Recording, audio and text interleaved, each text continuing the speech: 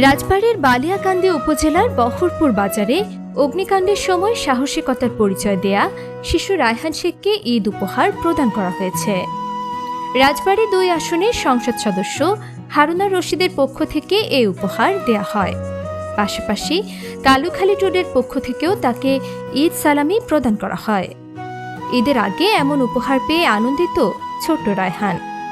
মঙ্গলবার দুপুরে বালিয়াকান্দি উপজেলার বহরপুর ইউনিয়নে রায়হান শেখের বাড়িতে গিয়ে এই ঈদ উপহার তুলে দেন কালুখালী উপজেলা ছাত্রদলের যুগ্ম সাধারণ সম্পাদক মুন্সি মাসুদ রানা। উল্লেখ্য, রায়হান শেখ বহরপুর ইউনিয়নের জুয়েল শেখের ছেলে। গত ৯ মার্চ সকালে বহরপুর বাজারে একটি পাটের টিনশেড গোডাউনে ভয়াবহ অগ্নিকাণ্ডের ঘটনা ঘটে।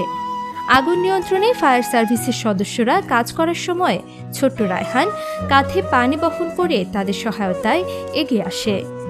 তার এই সাহসী ভূমিকার একটি ছবি সামাজিক যোগাযোগ মাধ্যমে ছড়িয়ে পড়লে তা দ্রুত ভাইরাল হয় এবং সর্বস্তরের মানুষের প্রশংসা কুড়ায়।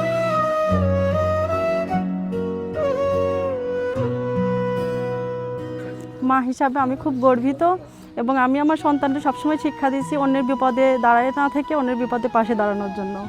এই জন্যে আমি বাসায় ছিলাম না, তারপরও আমার ছেলে ওইখানে যে যতটুকু পারছে ছোটো মানুষ হিসাবে সাহায্য করছে। অনেক বড় লোকরাও দাঁড়াইছিল, কিন্তু তারা দাঁড়ায় শুধু দেখিছে।